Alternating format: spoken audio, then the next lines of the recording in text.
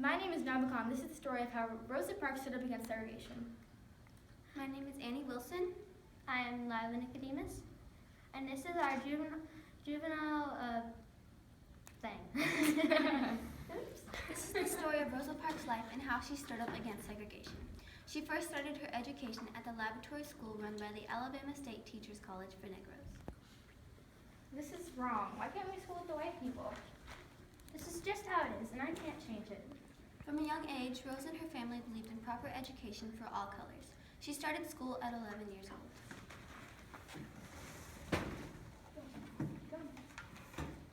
At 16, Rosa was forced to leave school to take care of her dying grandmother. Grandmother, I will take care of you. I left school and I can't go back without enough funding. Only I could work anywhere besides this farm.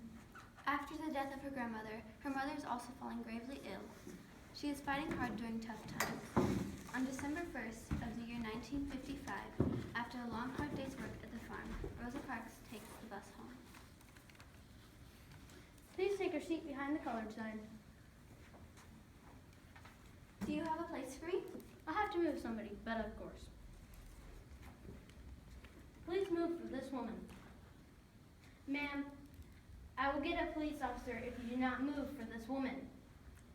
No. Listen, I'm 42 years old. I've had a long, hard day, and I don't think rights this woman like this. But you're colored. That's it. Ma'am, getting a police officer. I think you should move. We'll see. No, finish quote. What's the fuss? Officer, this woman refused to move for me when the bus driver told her to. What's your name? Rosa. Rosa Parks. Ma'am, if you do not move right now, I'll have to arrest you. Arrest me? For sitting on a bus? You may do that. Rosa was then taken to prison. According to her arrest report, she was charged with breaking a segregation law and was told to pay a fine of $10. She refused to pay the fine, saying, "This law is illegal and I'm not guilty." She appealed to higher court. Soon the news got around and many other people of color heard about her stand on the bus.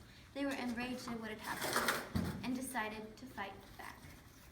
This is not legal. We will not ride buses until the segregation laws are lifted. We will not ride buses. It will be difficult, but if this is what it takes to get us the rights we deserve, then we will fight. We will stand and fight against segregation. The boycott was called the Montgomery Bus Boycott, which lasted for 382 days.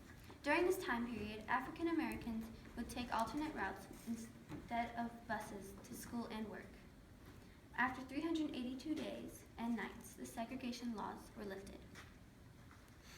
My name is Rosa Parks. This is the story of how I stood up against segregation. Wait, then what happens? Well, 1955 was a few years before anyone even heard of Martin Luther King Jr. So, not to brag, but I was sort of an inspiration. We know. Very funny. But there were also a few people who stood up after you did. Like who? Well, there was Ruby Dee. She was the director of the March of Washington. Oh, I remember her. She said her famous speech before starting sort of a master of ceremonies. She was also a member of the Congress of Racial Equality, but sadly died on June 11, 2014 of natural causes. Well, there was Ruby Bridges. She was a little girl who went to an all-white school when she wasn't. Yeah, she made a big impact to everybody, especially African Americans, because they knew they could get a better education. Yes, but for the white parents of the children who went to the school, it was a big deal. They had to get their kids out of the school. Well, it was worth it. Look at the beautiful world we live in now where we can have Peace and racial equality. Thank you for watching this performance about Rosa Parks' stand against segregation by Lila Nicodemus, Nava Khan, and Annie Wilson.